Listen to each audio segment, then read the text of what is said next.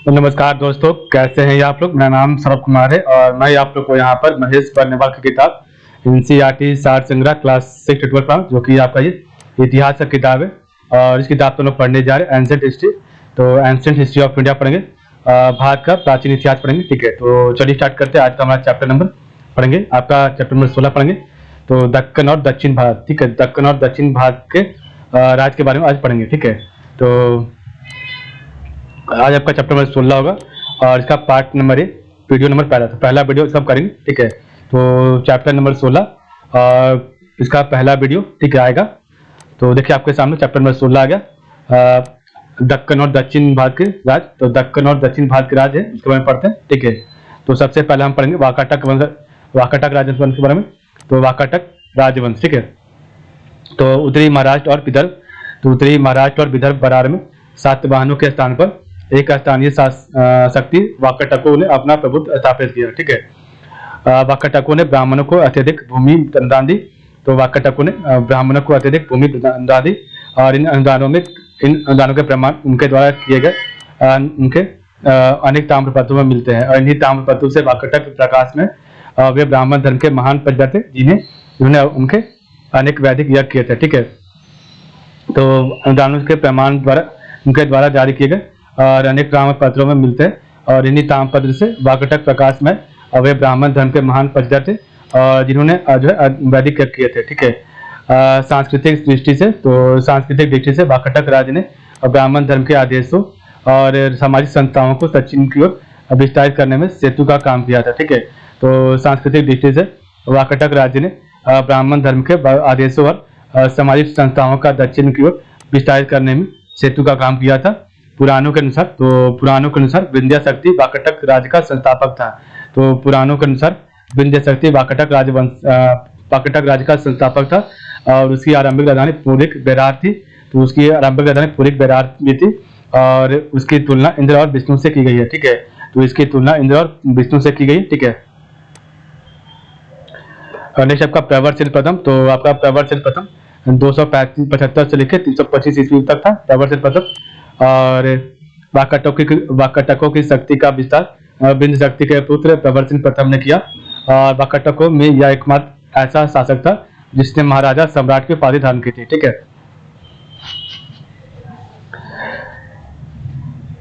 तो विंध्य शक्ति का पुत्र था प्रवरशील प्रथम। ठीक है, और इसका शासनकाल 275 से लेकर 325 ईसा पूर्व तक था। ठीक है, नेक्स्ट आपका प्रवरशील प्रथम ने ब्राह्मण धर्म की महत्ता स्थापित की। तो प्रवरशील प्रथम ने ब्राह्मण धर्म की महत्ता स्थापित की तथा 4 अश्वमेध यज्ञ, एक वाजपेयी के अतिरिक्त अनेक वैदिक यज्ञों का अनुष्ठान किया। प्रवरशील के बाद रुद्रसेन प्रथम 335 से लेकर 360 ईस्वी तक वाकाटक वंश का शासक था। ठीक है, तो प्रवरशील प्रथम ने ब्राह्मण धर्म की महत्ता स्थापित की तथा 4 अश्वमेध यज्ञ, एक वाजपेयी यज्ञ के अतिरिक्त अनेक वैदिक यज्ञों का अनुष्ठान किया। ठीक है, प्रवरशील के बाद रुद्रसेन प्रथम 335 से लेकर 360 ईस्वी वाकाटक वंश का शासक था। ठीक है, तो सबसे पहला आपका विंध्य शक्ति, उसके बाद प्रवरशील प्रथम, उसके बाद आपका रुद्रसेन प्रथम राजा बना। ठीक है, और रुद्रसेन का समय जो था 335 से लेकर 360 ईस्वी तक था। उसने संभवतः गुप्तों में से मैत्रीपूर्ण संबंध स्थापित कर लिया और जिससे समुद्रगुप्त ने उसके राज्य को छोड़ दिया। और समुद्रगुप्त के प्रयाग प्रशस्ति में दक्षिण के जिन राज्यों का उल्लेख हुआ उस सूची में वाकाटकों का नाम नहीं मिलता है। ठीक है,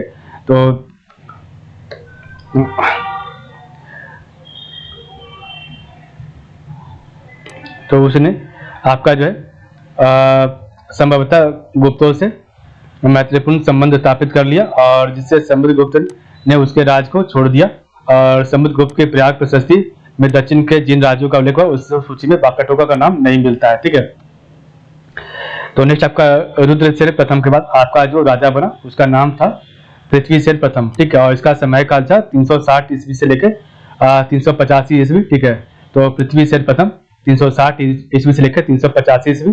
ठीक है, तो रुद्रसेन का उत्तराधिकारी पृथ्वीसेन प्रथम था जिसने वासिम की शाखा के शासक विंध्यसेन शक्ति से सौहार्द पूर्ण संबंध बनाए रखा तथा विंध्यसेन ने कुंतल राज को जीता और इस कार्य में पृथ्वीसेन ने उसकी सहायता की थी। तो रुद्रसेन प्रथम, ठीक है, का उत्तराधिकारी पृथ्वीसेन प्रथम था जिसने जो बासिम की शाखा के शासक, तो बासिम के शाखा के शासक बिंदुसेन शक्ति, ठीक है। तो बिंदु शक्ति, ठीक है। तो बासिम की शाखा के जो शासक था उनका नाम था बिंदु शक्ति या बिंदुसेन था, और इससे पृथ्वीसेन ने सौहार्दपूर्ण संबंध बनाए रखा, और बिंदुसेन ने कुंतल राज को जीतकर इस कार्य में पृथ्वीसेन ने उसके पृथ्वीसेन प्रथम ने सहायता किया था। नेक्स्ट आपका रुद्रसेन द्वितीय। तो रुद्रसेन द्वितीय का समयकाल जो है 385 से लेकर 390 ईस्वी तक था, 5 साल के। पृथ्वीसेन ने अपने पुत्र, तो पृथ्वीसेन प्रथम ने अपने पुत्र रुद्रसेन द्वितीय का विवाह गुप्त सम्राट चंद्रगुप्त द्वितीय की पुत्री प्रभावशाली गुप्त से कर दिया, और इस वैवाहिक संबंध से दोनों राजवंशों का लाभ हुआ, परंतु अधिक लाभ गुप्तों को हुआ, ठीक है। तो रुद्रसेन द्वितीय 385 से 390 ईस्वी। तो पृथ्वीसेन ने अपने पुत्र रुद्रसेन द्वितीय का विवाह गुप्त सम्राट चंद्रगुप्त द्वितीय की पुत्री प्रभावती गुप्ता से कर दिया, और इस वैवाहिक संबंध से दोनों राजवंशों को लाभ हुआ, परंतु अधिक लाभ गुप्तों का हुआ था, ठीक है।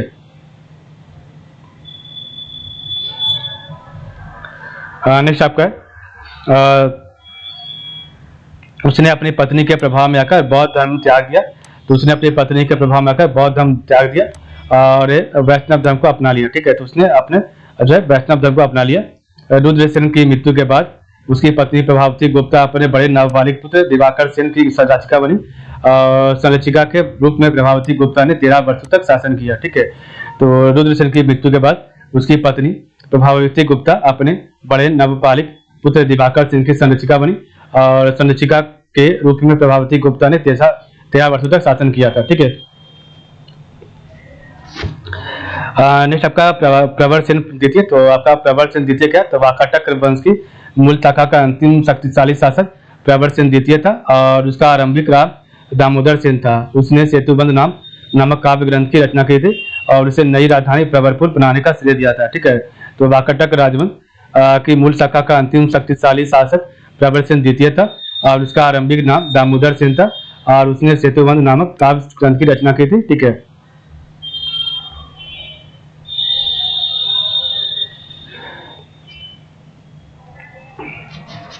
और उसे नई राजधानी प्रवरपुर बनाने का श्रेय दिया जाता। और वाकाटकों के बाद चालुक्यों का प्रभाव बढ़ा, और उन्होंने 757 ईस्वी तक लगभग 200 वर्ष तक दक्कन और दक्षिण भारत के इतिहास में महत्वपूर्ण भूमिका निभाई। चालुक्य अपने को ब्रह्मा, मनु या चंद्र के वंशज मानते थे। तो आपके जो चालुक्य है वे अपने आप को ब्रह्मा, मनु और या चंद्र के वंशज मानते थे, ठीक है। तो हमने पढ़ा आपका वाकाटक वंश। तो वाकाटक वंश में सबसे पहले आपके जो संस्थापक राजा थे उनका नाम था बिंदु शक्ति। उसके बाद आपका प्रवरसेन प्रथम, उसके बाद आपका जो है प्रवरसेन प्रथम के बाद आपका रुद्रसेन प्रथम, ठीक है। उसके बाद आपका पृथ्वीसेन प्रथम, उसके बाद आपका जो है रुद्रसेन द्वितीय 385 से 390। उसके बाद आपका जो है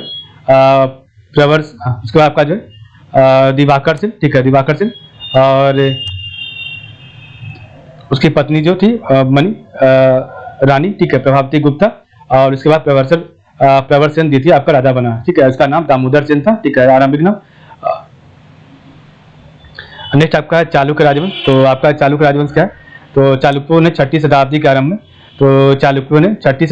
में पश्चिमी दक्कन में अपना जो है राज स्थापित किया, ठीक है। और अपनी राजधानी उन्होंने वातापी आधुनिक बादामी में बनाई, जो कर्नाटक के बीजापुर जिले में स्थित था, ठीक है। एक मिनट।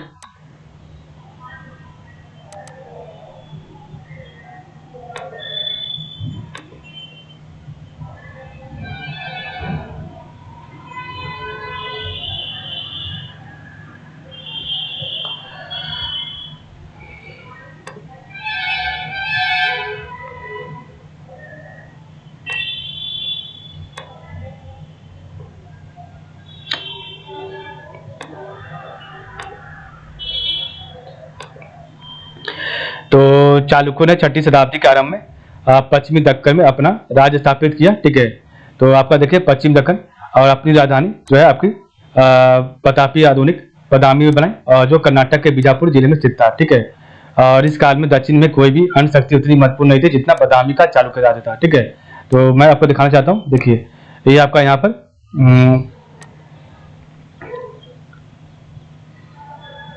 ये आपका यहाँ पर आपका पश्चिमी चालुक्य था, बादामी का चालुक्य, ठीक है। यहीं पर आपका पश्चिमी मतलब कि चालुक्य का शासन था, ठीक है। और इन्हें ही बादामी का चालुक्य कहा जाता है, ठीक है। कर्नाटक के बीजापुर, तो ये आपका कर्नाटक का बीजापुर क्षेत्र में था बादामी प्रतापी, ठीक है। और ये आपका चालुक्य वंश के बारे में बताया, तो चालुक्य राजवंश के बारे में यहाँ पर आपका एक डायग्राम के माध्यम से बताया गया किसने किस वर्ष में शासन किया। तो बादामी के चालुक्य, तो बादामी के चालुक्य के सबसे पहले राजा थे, उनका नाम था जय सिंह, उसका आपका रणराग, ठीक है। और रणराग के पुत्र थे पुलकेशिन प्रथम, ठीक है। तो रणराग के पुत्र थे पुलकेशिन प्रथम, ठीक है। और इनका समय था 543 से लेकर 556 ईस्वी, ठीक है। तो पुलकेशिन प्रथम ने राज किया 543 से लेकर 566 ईस्वी तक, ठीक है। और पुलकेशिन प्रथम के दो पुत्र थे, एक का नाम था कीर्तिवर्मन प्रथम और एक का नाम था मंगलेश, ठीक है। तो एक का नाम था आपका कीर्तिवर्मन प्रथम, एक का नाम था मंगलेश, ठीक है। और तो पुलकेशिन प्रथम का पहला पुत्र जो था कीर्तिवर्मन, उन्होंने शासन किया आपका 566 से लेकर 597 ईसा पूर्व तक। और उसके बाद उसका छोटा बेटा पुलकेशिन द्वितीय का एक और बेटा था, पुलकेशिन प्रथम का एक और बेटा मंगलेश, उन्होंने शासन किया 597 से लेकर 610 ईस्वी तक, ठीक है। और उसके बाद कीर्तिवर्मन, तो कीर्तिवर्मन का वंश जो है उसका बेटा पुलकेशिन द्वितीय जो है बना राजा, ठीक है। और इसका जो है पुलकेशिन द्वितीय का जो शासन था वो आपका 610 से लेकर 642 ईस्वी तक था। और पुलकेशिन द्वितीय का भाई विष्णुवर्धन वेंगी चालुक्य वंश का संस्थापक था। तो ये विष्णुवर्धन जो है वेंगी चालुक्य वंश का संस्थापक था, ठीक है। तो देखिए आपका यहाँ पर विष्णुवर्धन जो था वो आपका पूर्वी चालुक्य या फिर वेंगी चालुक्य वंश का संस्थापक था विष्णुवर्धन। और आपका जो है बतापी या फिर आपका बादामी का जो चालुक्य है उसका जो संस्थापक था वो आपका था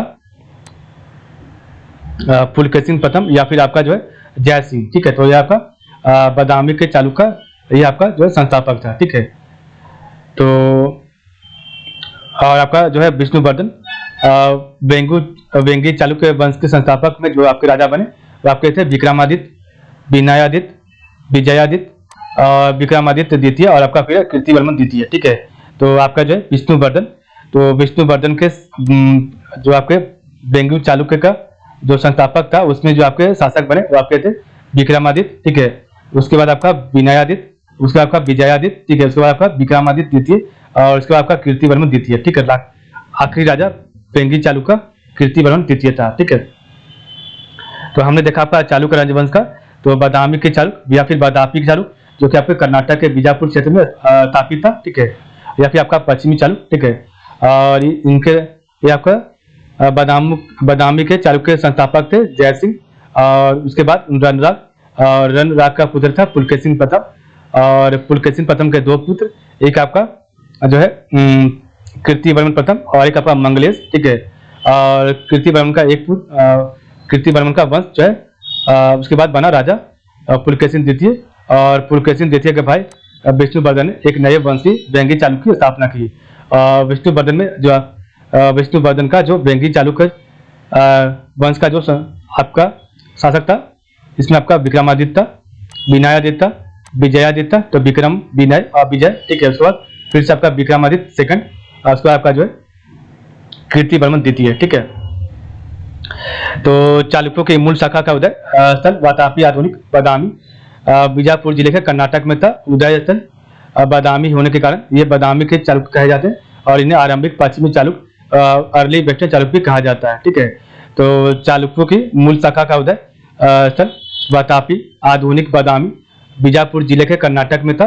और उदय स्थल बादामी होने के कारण ये बादामी के चालुक्य कहे जाते हैं और इन्हें आरंभिक पश्चिमी चालुक्य अर्ली वेस्टर्न चालुक्य भी कहा जाता है, ठीक है।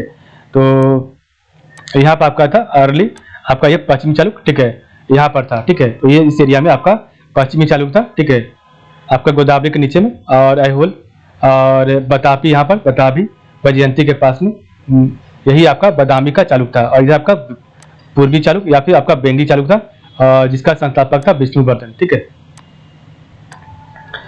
तो आपका जो है बादामी के चालुक्य का जो सबसे जो प्रसिद्ध शासक था उसका नाम था पुलकेशिन प्रथम, ठीक है। तो हमने देखा था आपका पुलकेशिन प्रथम और इसका जो शासनकाल था वो आपका 543 से लेकर 566 ईसा पूर्व में 566 ईस्वी में एडी में हुआ था। ठीक है, तो इसका शासनकाल 543 से लेकर 566 ईस्वी तक रहा। ठीक है, पुलकेशिन प्रथम का। और इसके बाप का नाम था, इसके पिताजी का नाम था क्या, रणराज। ठीक है, तो हमने देखा आपका यहाँ पर। ठीक है, ये रणराज और ये पुलकेशिन प्रथम। ठीक है, तो बादामी के चालुक्य वंश का संस्थापक पुलकेशिन प्रथम था और उसने सत्याश्रय व रण विक्रम जैसी उपाधियां धारण की थी। ठीक है, तो आपके पुलकेशिन प्रथम ने सत्याश्रय व रण विक्रम जैसी उपाधियां जो है धारण की थी और उसे श्री पृथ्वी बल्लभ भी कहा जाता है। तो इसे आपको जो श्री पृथ्वी बल्लभ भी कहा जाता है। ठीक है, तो पुलकेशिन प्रथम का जो नाम जो है वो था सत्याश्रय, रण विक्रम। ठीक है, रण विक्रम, सत्याश्रय और श्री पृथ्वी बल्लभ। ठीक है, नेक्स्ट आपका राजा बना, उसका नाम था कीर्तिवर्मन प्रथम। तो कीर्तिवर्मन प्रथम, इनका जो समय काल था वो आपका 566 से लेकर 597 ईस्वी तक एडी तक था। तो कीर्तिवर्मन प्रथम आपका जो है 566 से लेकर जो है 597 ईस्वी तक था। ठीक है दोस्तों, कैसे हैं आप लोग? तो ये देखिए यहाँ पर आपका कीर्तिवर्मन प्रथम आ गया 566 से लेकर 597 ईस्वी तक। ठीक है, और पुलकेशिन प्रथम की मृत्यु के बाद, तो पुलकेशिन प्रथम की मृत्यु के बाद उसका पुत्र कीर्तिवर्मन प्रथम और सिंहासन पर बैठा और इसने अनेक शासकों को पराजित कर उनके राज्यों पर अधिकार कर लिया था। ठीक है, तो पुलकेशिन प्रथम की मृत्यु के बाद उसका पुत्र कीर्तिवर्मन प्रथम सिंहासन पर बैठा। ठीक है, और इसने अनेक शासकों को पराजित कर उनके राज्यों पर अधिकार कर लिया था। ठीक है, महाकूट स्तंभलेख में उसे बहुसुवर अग्निष्टोम यज्ञ करने वाला कहा गया और इसे वातापी का प्रथम निर्माता कहते हैं। ठीक है, तो कीर्तिवर्मन प्रथम को वातापी का प्रथम निर्माता कहते हैं और इसे जो है बहुसुवर अग्निष्टोम यज्ञ करने वाला कहा गया है। ठीक है, कीर्तिवर्मन प्रथम को। और नेक्स्ट आपका कीर्तिवर्मन प्रथम के बाद आपका जो शासक बना उसका नाम था मंगलेश। ठीक है, तो मंगलेश का जो शासनकाल था वो आपका 597 ईस्वी से लेकर 610 ईस्वी तक था। ठीक है, तो आपका मंगलेश देखिए यहाँ पर, ये मंगलेश 597 से लेकर 610 ईस्वी तक। ठीक है, और कीर्तिवर्मन प्रथम की मृत्यु के बाद उसका मृत्यु के समय उसका पुत्र पुलकेशिन द्वितीय अवयस्क था। ठीक है, तो कीर्तिवर्मन प्रथम की मृत्यु के समय उसका पुत्र पुलकेशिन द्वितीय अवयस्क था अतः उसके छोटे भाई मंगलेश ने पुलकेशिन के संरक्षक के रूप में चालुक्य शासन की बागडोर संभाली। नुनेर दानपत्र, तो नुनेर दानपत्र तथा महाकूट अभिलेख के अनुसार उसने कलचुरी शासक बुद्धराज पर आक्रमण किया और इसी अभिलेख से ज्ञात होता है कि उसने कोंकण क्षेत्र की राजधानी रेवती द्वीप गोवा पर अधिकार किया था। आपका जो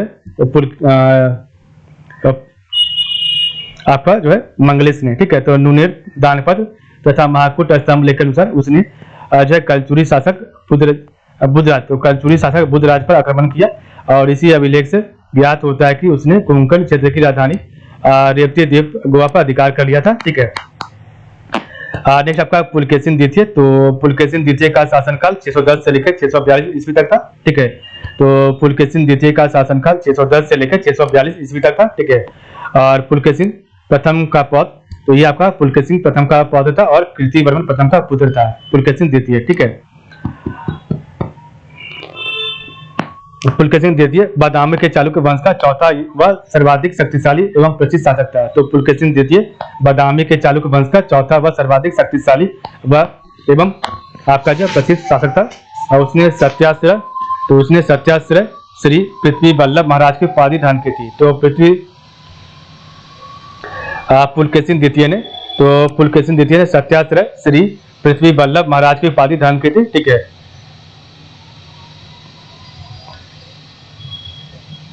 और पुलकेशिन प्रथम ने सत्याश्रय, रण विक्रम और आपका जो श्री पृथ्वी बल्लभ का उपाधि धारण किया था। ठीक है, और इसने जो एक ही साथ में पूरा सब कुछ एक साथ में सत्याश्रय श्री पृथ्वी बल्लभ महाराज की उपाधि धारण की थी। ठीक है, पुलकेशिन द्वितीय के विषय में जानकारी उसके ऐहोल प्रशस्ति लेख से मिलती है।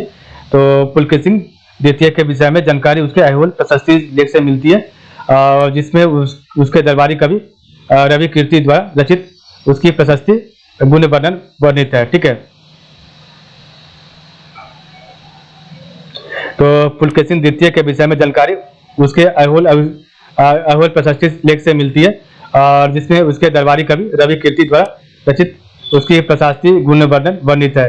और पुलकेशिन द्वितीय विंध्याचल के दक्षिण में संपूर्ण दक्षिणी भारत का अधिपति बन गया था। ठीक है।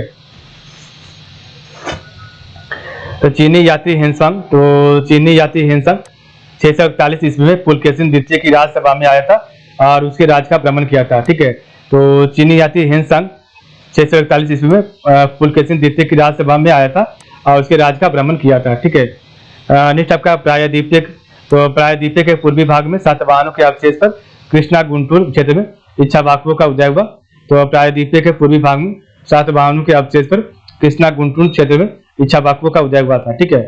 और ये नागार्जुनी कोंडा और धरनीकोटा में अनेक स्मारक छोड़ गए और जिन्होंने कृष्णा गुंटूर के क्षेत्र में भूमि अनुदान का पता चलाई थी। ठीक है।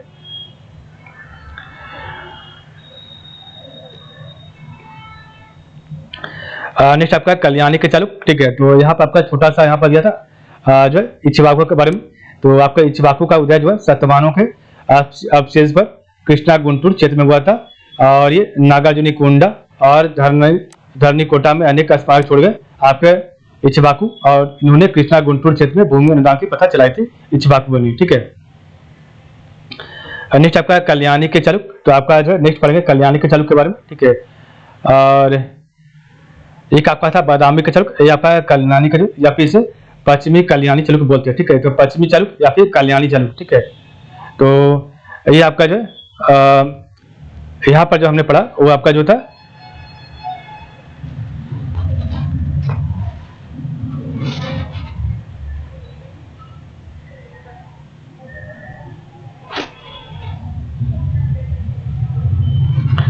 तो हमने आपका जो बतापी का चालुक्य था वो आपका अर्ली वेस्टर्न चालुक्य, इसे बोलते हैं अर्ली वेस्टर्न चालुक्य। ठीक है। तो ये बाद का चालुक्य है, ये बाद का पश्चिमी चालुक्य है। ठीक है। ये पहले का आरंभिक पश्चिमी चालुक्य था बतापी का, और ये आपका जो है बाद का। ठीक है। इसके बाद जो बना आपका इसका नाम था पश्चिमी कल्याणी चालुक्य। ठीक है। ध्यान दीजिएगा दोनों में अंतर क्या है। ठीक है। तो ये आरंभिक पश्चिमी चालुक्य या फिर बादामी चालुक्य, और ये आपका पश्चिमी जो है या फिर आपका कल्याणी का चालुक्य था। ठीक है। तो इसे बोलते हैं कल्याणी। दोनों आपका पश्चिमी साइड में ही था, दोनों आपका वेस्टर्न साइड में ही था। ठीक है। तो अभी हम पढ़ेंगे आपका कल्याणी के चालुक्य के बारे में। ठीक है। तो देखिए आपका कल्याणी का जो चालुक्य होगा वो आपका इसी साइड में होगा। ठीक है। देखते हैं आगे पढ़ते कहां पर। तो पश्चिमी कल्याणी चालुक्य, और इसका जो आपका शासक था उसका नाम था तैलभ द्वितीय। ठीक है। तैलभ द्वितीय, और इसका शासनकाल हुआ 973 से लेकर 997 ईस्वी तक। ठीक है। तो 973 से लेकर 997 ईस्वी तक। ठीक है। और ये देखिए आपका जो अर्ली वेस्टर्न चालुक्य था, जो आपका अर्ली वेस्टर्न चालुक्य था, इसका शासनकाल स्टार्ट हुआ था 543 ईस्वी में, और इसका जो समाप्त हो गया था आपका अर्ली वेस्टर्न चालुक्य वो आपका जो है 642 में आपका ये समाप्त हो गया था। ठीक है। तो आपका जो अर्ली वेस्टर्न चालुक्य जो है आपका 540 में स्टार्ट हुआ था और 640 में ये समाप्त हो गया था। ठीक है। तो पूरा आपका अर्ली वेस्टर्न चालुक्य जो है 100 साल तक आपका शासन किया था। ठीक है। उसके बाद आपका जो है उसका 300 साल के बाद, तो आपका लगभग आपका 300 साल के बाद आपका जो पश्चिमी कल्याणी चालुक्य आया उसी जगह पर, बादामी की जगह पर। ठीक है। और यहाँ पर एक नया वंश स्थापित हुआ, नए राजा यहाँ बने। ठीक है। तो जिसे बोलते हैं कल्याणी का चालुक्य बोलते हैं। ठीक है। तो बादामी की जगह पर 300 साल के बाद आपका एक कल्याणी का चालुक्य आया। ठीक है। और इसके जो शासक थे उनका नाम था तैलभ द्वितीय। ठीक है। 973 से लेकर 997 ईस्वी तक। ठीक है। पहला। उसके बाद आपका जो सेकंड बना सत्याश्रय। तो सत्याश्रय, ठीक है, आपका जो सत्याश्रय जो शासक था उसका शासनकाल था 997 ईस्वी से लेके 1008 ईस्वी तक। उसके बाद आपका विक्रमादित्य 5, तो विक्रमादित्य 5 इसका शासनकाल था 1008 से लेके 15 ईस्वी तक। ठीक है। उसके बाद आपका आयन, तो आयन का शासनकाल था 1015 से 1015 ईस्वी तक। ठीक है। उसका आपका आयन के बाद जयसिंह द्वितीय, और इनका शासनकाल था जयसिंह द्वितीय का 1015 से लेकर 1042 तक। और जयसिंह द्वितीय के बाद आपका जो शासन किया सोमेश्वर प्रथम ने, और इनका जो 1042 से लेकर 1068 था शासनकाल।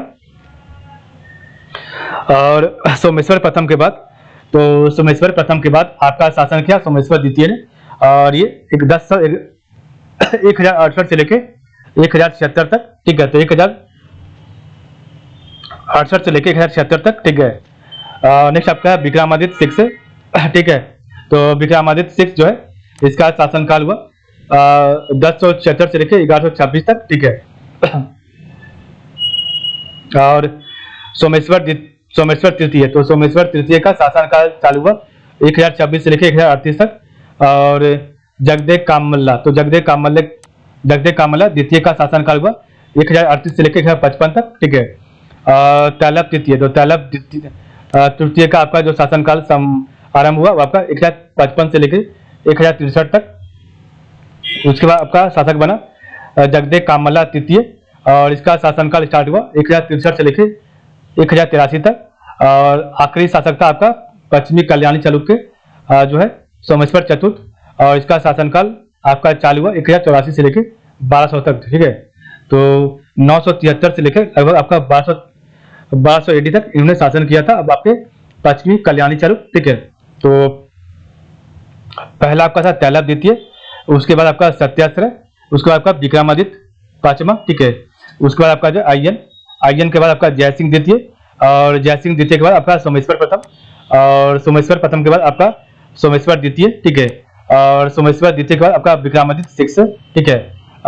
विक्रमादित्य 6 के बाद सोमेश्वर तृतीय, और सोमेश्वर तृतीय के बाद जगदेव कामला, तो जगदेव कामला तृतीय, ठीक है। उसके बाद जगदेव कामला के बाद तैलप तृतीय, ठीक है। और तैलप तृतीय के बाद आपका जगदेव कामला तृतीय, और जगदेव कामला तृतीय के बाद सोमेश्वर चतुर्थ।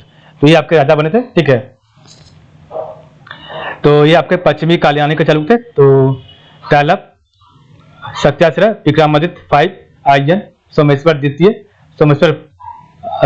आयन के बाद जयसिंह द्वितीय, जयसिंह के बाद आपका जो है सोमेश्वर प्रथम, और उसके बाद सोमेश्वर सेकंड, इससे आपका विक्रमादित्य 6, सोमेश्वर थर्ड, आपका जगदेव कामला सेकंड, उसके बाद आपका तैलप तृतीय, उसके आपका जगदेव कामला तृतीय, उसके बाद आपका सोमेश्वर चतुर्थ, ठीक है।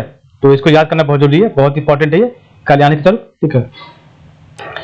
कल्याणी के चालुक्य का उदय राष्ट्रकूटों के पतन के बाद हुआ। तो कल्याणी के चालुक्य वंश का उदय राष्ट्रकूट के पतन के बाद हुआ, ठीक है। और ये जो आपका जो है बीच में जो आपका बदावी का चालुक्य था, जिसका शासन समाप्त हुआ था 640 ईस्वी में, उसके बाद जो है आपका यहाँ पर राष्ट्रकूट वंश आया था, ठीक है। तो राष्ट्रकूट वंश के बारे में हम बाद में पढ़ेंगे, ठीक है, इसके बाद। तो कल्याणी के चालुक्य वंश का उदय राष्ट्रकूट के पतन के बाद हुआ, और कल्याणी के चालुक्य वंश की स्वतंत्रता का जन्मदाता तैलप द्वितीय था, ठीक है। और इसका शासनकाल 973 से लेकर 997 ईस्वी तक था आपका तैलप द्वितीय का, ठीक है। तो आपका पश्चिमी कल्याणी चालुक्य का जन्मदाता कौन था? तैलप द्वितीय था, और इसका शासनकाल 973 से लेकर 997 तक। तैलप द्वितीय का परमार शासक मुंज से दीर्घकालीन संघर्ष हुआ, जिसका उल्लेख साहित्य तथा लेखों में मिलता है। मेरुतुंग कृत राज्य पर 6 बार आक्रमण किया, परंतु बार बार पराजित हुआ, ठीक है।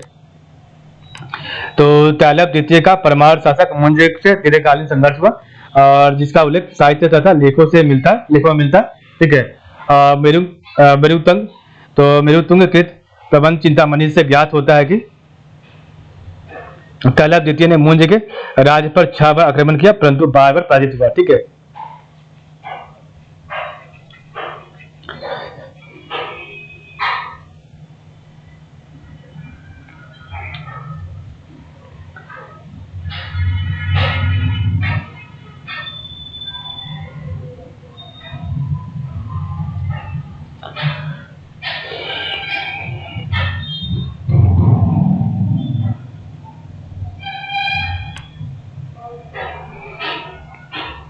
सोमेश्वर प्रथम, तो आपके तैलप द्वितीय के बाद सोमेश्वर प्रथम राजा बना, और इसका शासनकाल 997 से लेकर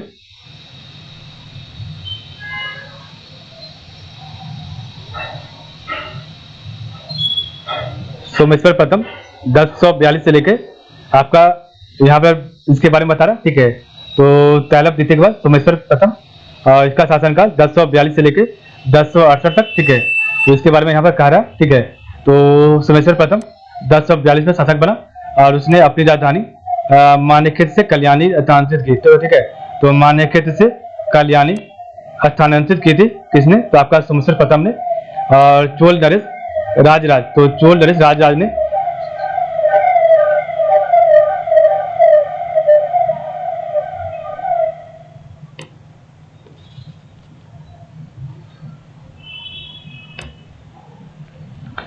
तो चोल नरेश राजराज ने सोमेश्वर प्रथम को परास्त कर विजयेंद्र की उपाधि धारण की थी, ठीक है। तो चोल नरेश राजराज ने सोमेश्वर प्रथम को हराकर विजयेंद्र की उपाधि धारण की थी, ठीक है। और सोमेश्वर प्रथम ने परमाणु की राजधानी धारा नगरी पर आक्रमण कर वहां के शासक भोज को आत्मसमर्पण करने के लिए विवश किया। और अन्य लेखों से पता चलता है कि चालुक्यों ने धारा नगरी को जला दिया तथा मांडू पर अधिकार कर लिया था, ठीक है।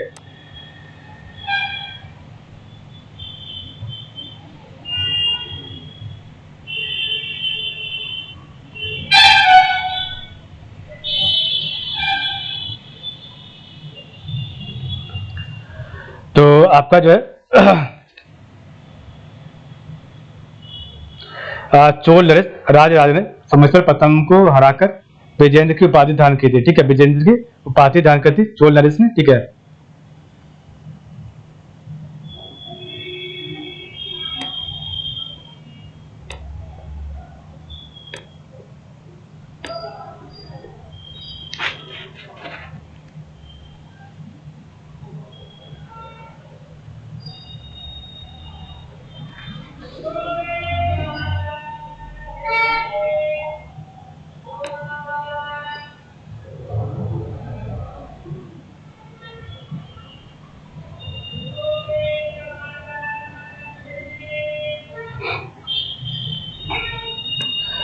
सोमेश्वर प्रथम, तो सोमेश्वर प्रथम ने परमाणु की राजधानी धारा नगरी पर आक्रमण कर वहां के शासक भोज को आत्मसमर्पण करने के लिए विवश कर दिया।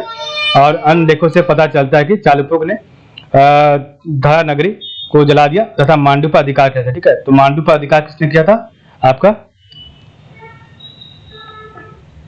चालुक्यों ने, ठीक है।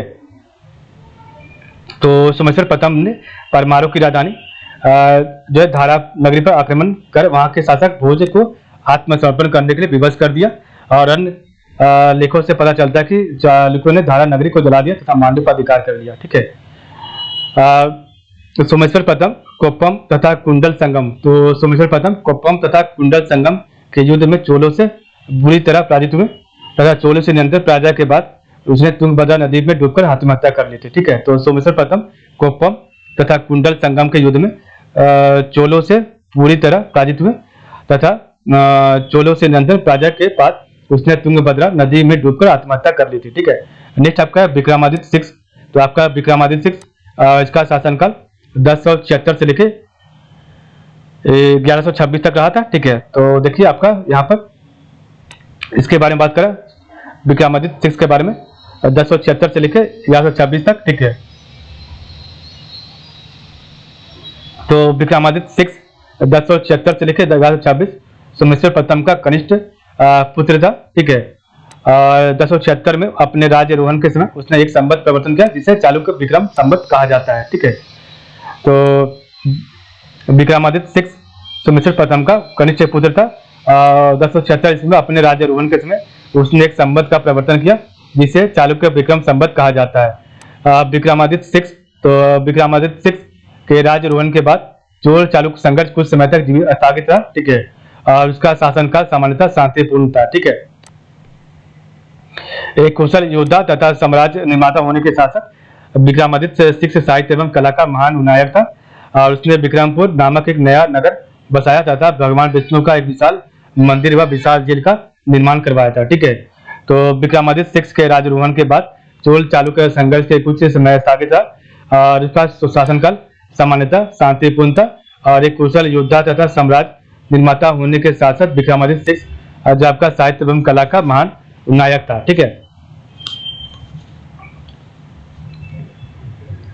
उसने विक्रमपुर नामक एक नया नगर बसाया था तथा भगवान विष्णु का एक विशाल मंदिर का एवं विशाल झील का निर्माण करवाया था विक्रमादित्य 6 ने, ठीक है। नेक्स्ट आपका है उसकी राजसभा में, तो विक्रमादित्य 6 की राजसभा में विक्रमांक देवचरित के रचयिता बिलहन तथा मिताचरा के लेखक विज्ञानेश्वर निवास करते थे, ठीक है। और बिल्हन जो है उसके राज कवि थे, ठीक है। तो विक्रमादित्य 6 के राज्यसभा में विक्रमांक देवचरित्र के रचयिता बिल्हन तथा मिताक्षा के लेखक विज्ञानेश्वर निवास करते थे और बिल्हन उसके राज कवि थे। विक्रमादित्य 6, तो विक्रमादित्य 6 कल्याणी के चालुक्य वंश का महानतम शासक था और जिसकी मृत्यु के बाद कल्याणी के चालुक्य वंश का पतन प्रारंभ हो गया था, ठीक है। तो विक्रमादित्य 6 कल्याणी के चालुक्य वंश का महानतम शासक था, ठीक है। और जिसकी मृत्यु के बाद कल्याणी के चालुक्य वंश का पतन प्रारंभ हो गया था, ठीक है।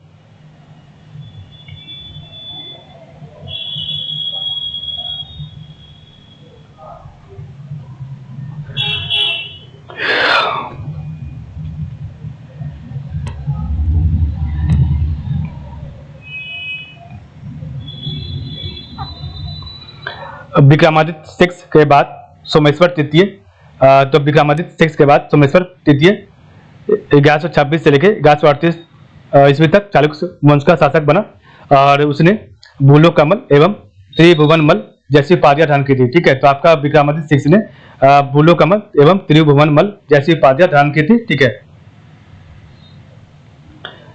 और सोमेश्वर तृतीय की विजयों की अपेक्षा शांति के कार्यों में अधिक रुचि थी। वह स्वयं एक बड़ा विद्वान था जिसने मानसोल्लास नामक शिल्प शास्त्र के प्रसिद्ध ग्रंथ की रचना की थी, ठीक है।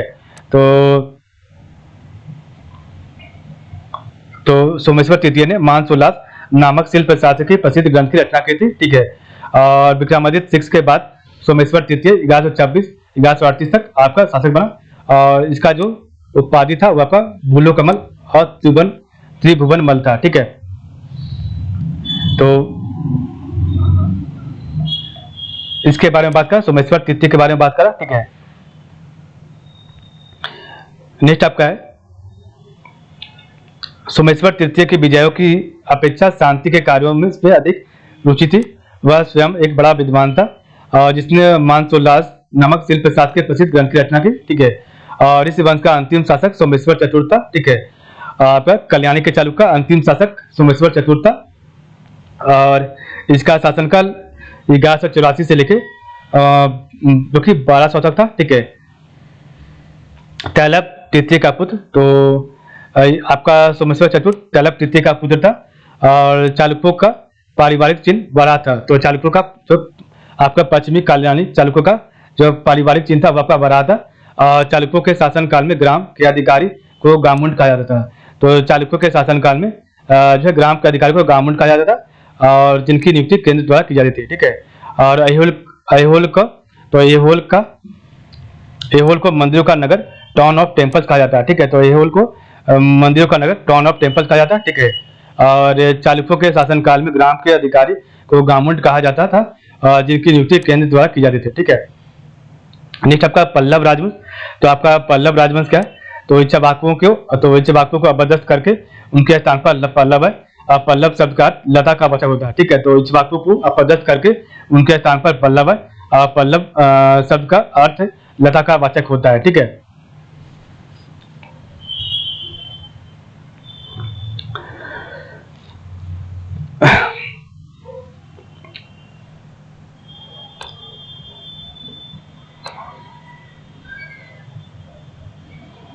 पल्लवों का अधिकार दक्षिणी आंध्र और उत्तरी तमिलनाडु दोनों पर था और उन्होंने अपनी राजधानी कांची आधुनिक कांचीपुरम में स्थानांतरित की थी, ठीक है।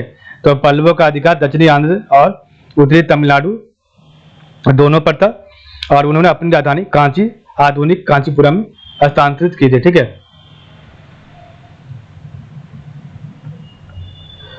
तो यहाँ पर हम पहले देखेंगे पल्लव।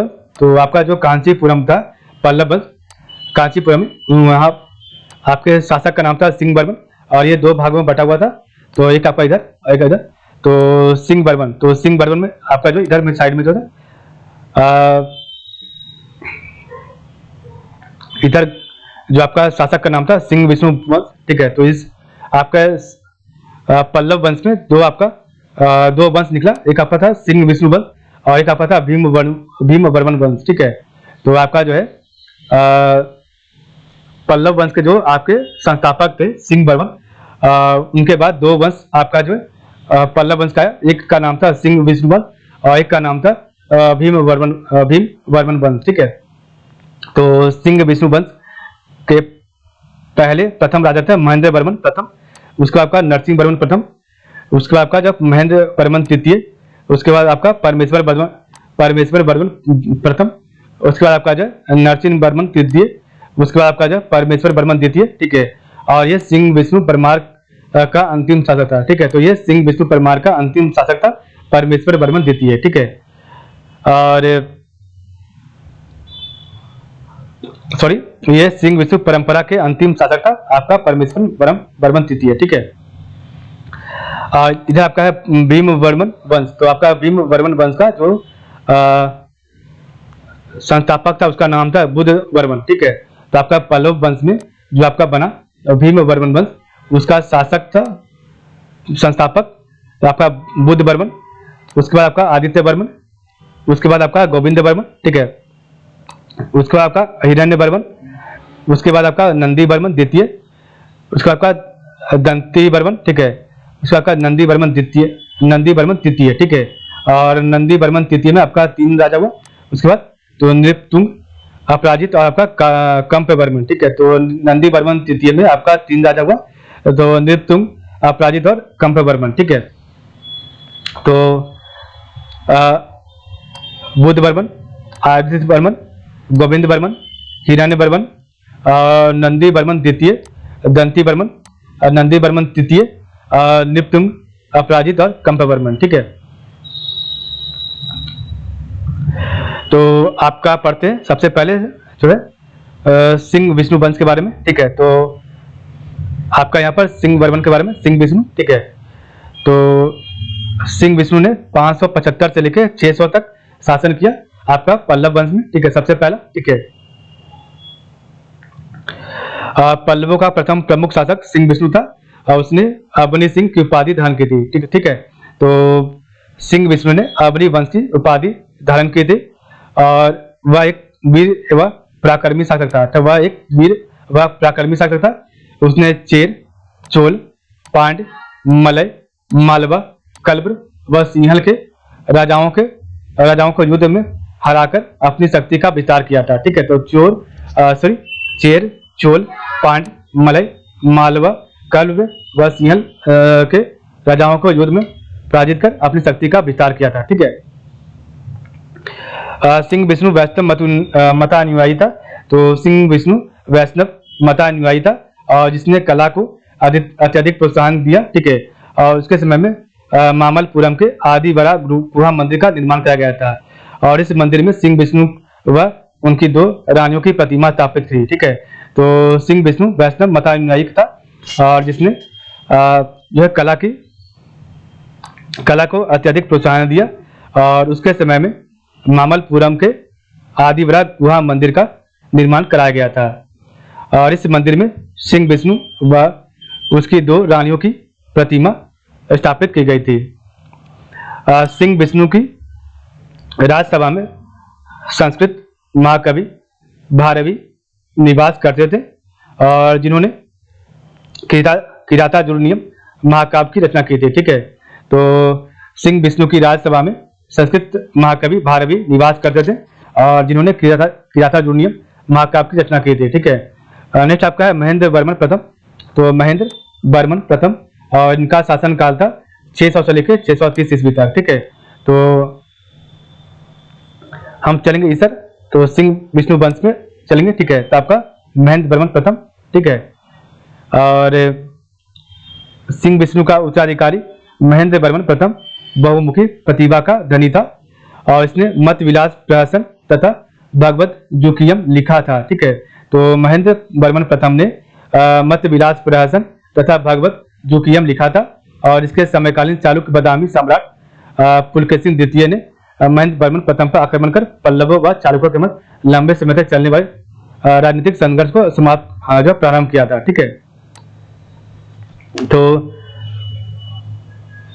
सिंह विष्णु ने आपका जो है महेंद्र वर्मन प्रथम ने मत विलास प्रहसन तथा भगवत जुकियम लिखा और इसके समकालीन चालुक्य बादामी सम्राट, ठीक है, पुलकेशिन द्वितीय ने महेंद्र वर्मन प्रथम पर आक्रमण कर पल्लवों व चालुक्यों के मध्य लंबे समय तक चलने वाले राजनीतिक संघर्ष को प्रारंभ किया था। ठीक है, तो ये आपका चालुक जो है बादामी का चालुक है। ठीक है, और ये आपका सिंह विष्णु पल्लव वंश है। ठीक है, और उसने शैव संत, तो उसने शैव संत अकबर के प्रभाव से, तो आपका जो महेंद्र वर्मन प्रथम अकबर के प्रभाव से जैन धर्म का परित्याग कर शैव मत ग्रहण कर लिया था। ठीक है, तो उसने शैव संत अकबर के प्रभाव से जैन धर्म का परित्याग कर शैव मत ग्रहण कर लिया था आपका महेंद्र वर्मन प्रथम ने। ठीक है, नेक्स्ट आपका है नरसिंह वर्मन प्रथम।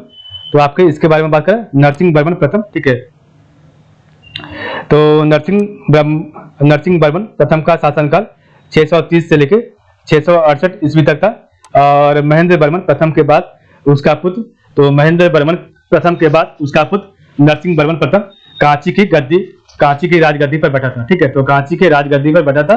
ठीक है,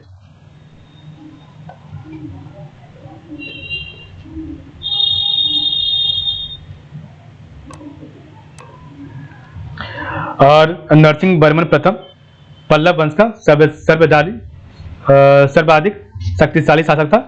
और इसने परियल, मणिमंगलम और सुरमार के युद्धों में पुलकेशिन द्वितीय को हराकर प्रतापी गोंड की उपाधि धारण की थी। ठीक है, तो महेंद्र वर्मन प्रथम के बाद उसका पुत्र नरसिंह वर्मन प्रथम कांची की राजगद्दी पर बैठा। ठीक है, और नरसिंह वर्मन प्रथम पल्लव वंश का सर्वाधिक शक्तिशाली शासक था। ठीक है, तो आपका पल्लव सिंह विष्णु वंश का सर्वाधिक शक्तिशाली शासक नरसिंह वर्मन प्रथम था। ठीक है, और इसने परियाल के युद्ध, मणिमंगलम के युद्ध और सुरमा के युद्धों में पुलकेशिन द्वितीय, जो कि आपका कालियानी बादामी के चालुक्य राजा पुलकेशिन द्वितीय को हराया था। ठीक है, और उसके बाद नरसिंह वर्मन प्रथम ने प्रतापी गोंड की उपाधि धारण की थी। ठीक है, नरसिंह वर्मन प्रथम के शासनकाल में 641 ईस्वी में चीनी यात्री हेनसांग कांची आया था। ठीक है, तो नरसिंह वर्मन प्रथम के शासनकाल में 641 ईस्वी में चीनी यात्री हेनसांग कांची आया था। ठीक है, नरसिंह वर्मन प्रथम, तो आपका जो है नरसिंह वर्मन प्रथम ने महामल्लपुरम नामक एक नए नगर की स्थापना की। और इस नगर में उसने अनेक विशाल मंदिरों का निर्माण करवाया इसने, और जिसमें धर्मराज मंदिर अब तक विद्यमान है। ठीक है, और उसने द्रविड़ शैली के जिस रूप का आरंभ किया था उसे मामल शैली कहा जाता है। ठीक है, तो नरसिंह वर्मन प्रथम ने मामलपुरम या फिर महाबलीपुरम नामक एक नए नगर की स्थापना की, और इस नगर में उसने अनेक विशाल मंदिरों का निर्माण करवाया, और जिसमें से धर्मराज मंदिर अब तक विद्यमान है। और उसने द्रविड़ शैली के जिस रूप का आरंभ किया था उसे मामल शैली कहा जाता है। ठीक है, नेक्स्ट आपका नरसिंह वर्मन द्वितीय। तो आपका ठीक है, नरसिंह वर्मन द्वितीय का शासनकाल 700 से लेकर 725 ईस्वी तक रहा। ठीक है, तो यहाँ पर इसके बारे में बात हो रहा है। ठीक है, नरसिंह वर्मन द्वितीय के बारे में। ठीक है, और बीच में जो है महेंद्र वर्मन द्वितीय और परमेश्वर वर्मन प्रथम के बारे में कुछ जानकारी नहीं दिया गया इस किताब में। ठीक है, तो नरसिंह वर्मन द्वितीय के बारे में पढ़ते हैं। ठीक है, तो यह परमेश्वर वर्मन का पुत्र था। ठीक है, तो यह आपका जो है नरसिंह वर्मन द्वितीय आपका परमेश्वर वर्मन का पुत्र था। ठीक है, तथा उत्तराधिकारी था। उसका शासनकाल शांतिपूर्ण रहा और कला एवं साहित्य के क्षेत्र में महत्वपूर्ण प्रगति हुई। तो आपका नरसिंह वर्मन द्वितीय परमेश्वर वर्मन का पुत्र था तथा उत्तराधिकारी था, और उसका शासनकाल शांतिपूर्ण रहा और कला एवं साहित्य के क्षेत्र में महत्वपूर्ण प्रगति हुई। ठीक है, नरसिंह वर्मन द्वितीय ने कांची, तो नरसिंह वर्मन द्वितीय ने कांची का कैलाशनाथ मंदिर, राज सिद्धेश्वर मंदिर, राज सिंहेश्वर मंदिर व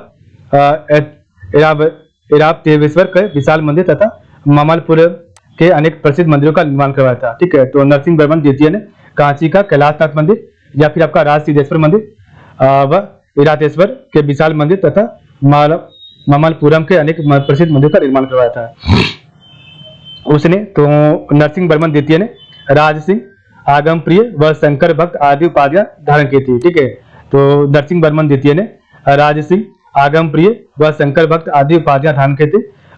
नरसिंह वर्मन द्वितीय ने कांची में घाटिका संस्कृत महाविद्यालय की स्थापना की थी, और नरसिंह वर्मन द्वितीय ने चीन में दूत मंडल भेजा, और ये आपका 720 में भेजा था। ठीक है, नरसिंह वर्मन ने। ठीक है,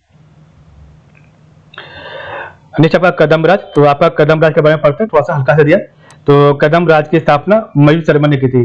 तो कदम राज की स्थापना मयूर शर्मा ने की थी, और कदम्बों ने 4वीं शताब्दी में तो कदम्बों ने 4वीं शताब्दी में उत्तरी कर्नाटक और कोंकण में अपनी सेना स्थापित की थी, ठीक है, सॉरी सत्ता स्थापित की थी। तो कदम्बों ने 4वीं शताब्दी में उत्तरी कर्नाटक और कोंकण में अपनी सत्ता स्थापित की थी। और कदम्बों ने अपनी राजधानी कर्नाटक के उत्तरी कन्नौज जिला में वैजयंती या बनवासी में स्थापित की थी, ठीक है। पल्लवों के दूसरे महत्वपूर्ण समकालीन गंग थे, ठीक है, और जिन्होंने 4वीं सदी के आसपास दक्षिणी कर्नाटक में अपना शासन स्थापित किया था, और ये पश्चिम गंग या मैसूर के गंग कहलाते थे, ठीक है। तो पल्लवों के दूसरे महत्वपूर्ण समकालीन गंग थे जिन्होंने 4वीं सदी के आसपास दक्षिणी कर्नाटक में अपना शासन स्थापित किया था, ठीक है। और ये पश्चिमी गंग या मैसूर के गंग कहलाते थे, ठीक है। पल्लवों ने अधिकांश कर मुक्त ग्रामदान ब्राह्मणों को दिया, और आरंभिक पल्लवों के 16 भूमि अनुदान पत्र मिले हैं 4वीं सदी में। तो 4वीं सदी में कलबरों के नेतृत्व में हुए विद्रोह का प्रभाव पल्लवों तथा उनके समकालीन पड़ोसियों से पड़ा था, ठीक है। नेक्स्ट आपका पल्लव चालुक्य संघर्ष। तो पल्लव चालुक्य संघर्ष आपका बादामी चालुक्य के बारे में यहाँ पर बताया गया, ठीक है। तो पल्लव चालुक्य संघर्ष के क्रम में पहली महत्वपूर्ण घटना चालुक्य शासक पुलकेशिन द्वितीय 609 ईस्वी से लेकर 642 तक इसका शासनकाल था, ठीक है।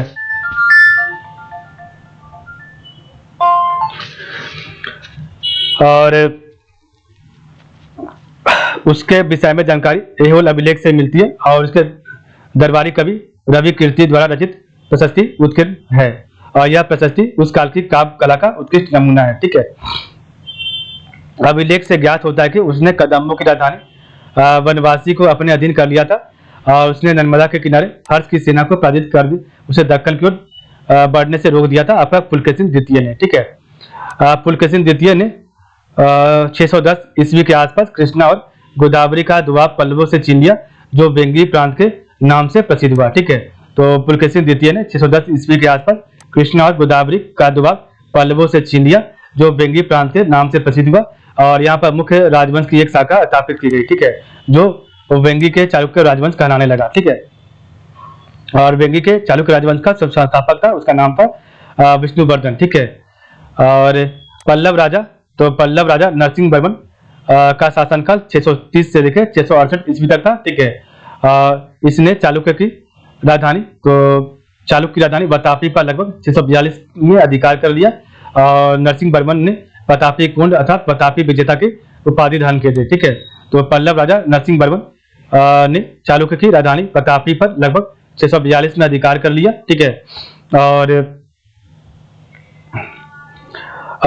नरसिंह वर्मन ने बतापी कुंड अर्थात बतापी विजेता की उपाधि धारण की थी। नेक्स्ट हम पढ़ेंगे मंदिर के बारे में। तो आपका मंदिर क्या है? तो यज्ञानुष्ठानु के अतिरिक्त ब्रह्मा विष्णु और शिव को पूजा शुभ की पूजा लोकप्रिय होती गई, ठीक है। और 7वीं शताब्दी से वैष्णव प्रवर अलवार संतों ने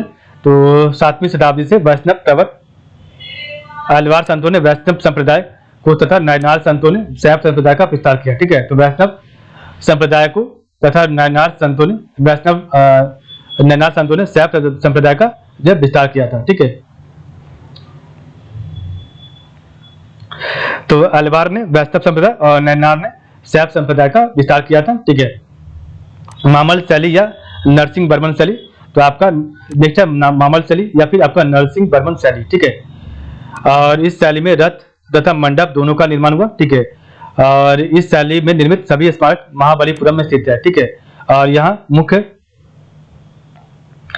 मुख्य पर्वत पर 10 मंडप बनाए गए, ठीक है, महाबलीपुरम पर्वत पर, ठीक है। और जिसमें आदि विराट मंडप, महर्षि मर्दनी मंडप, पंच पांडव मंडप तथा रामानुज मंडप प्रसिद्ध है, ठीक है।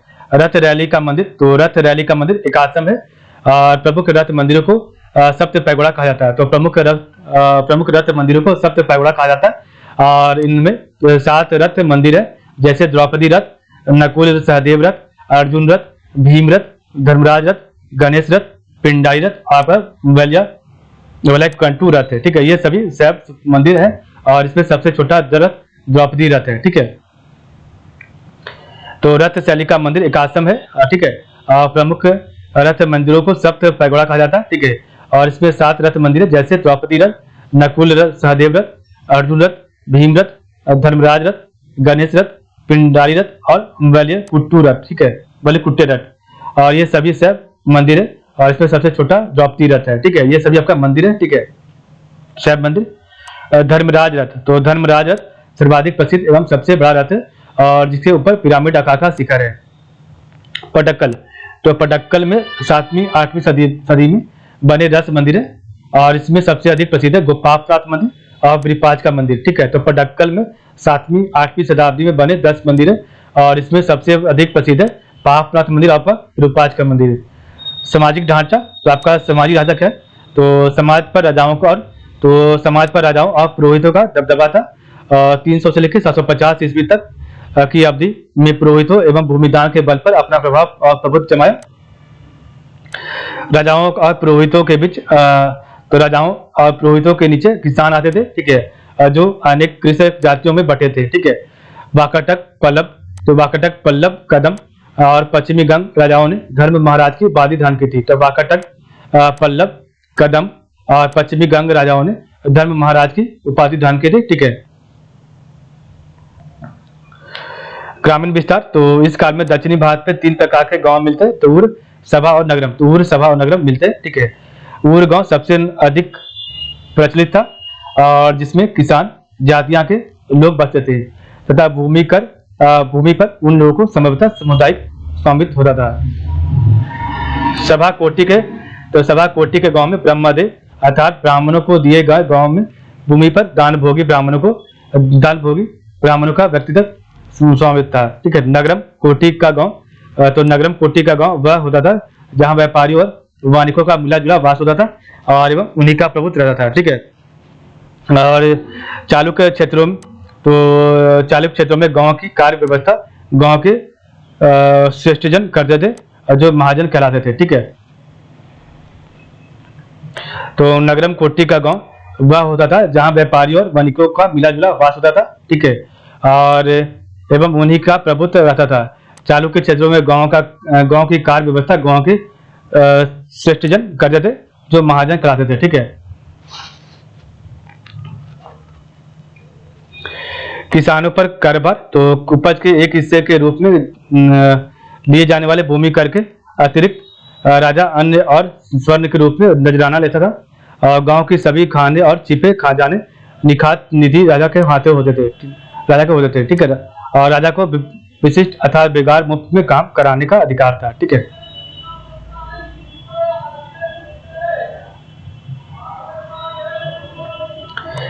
तो इस प्रकार हमने चैप्टर नंबर 16 पढ़ लिया। कल हमारा चैप्टर नंबर 17 स्टार्ट होगा। ठीक है, तो आज के लिए बस आप लोगों का बहुत बहुत धन्यवाद।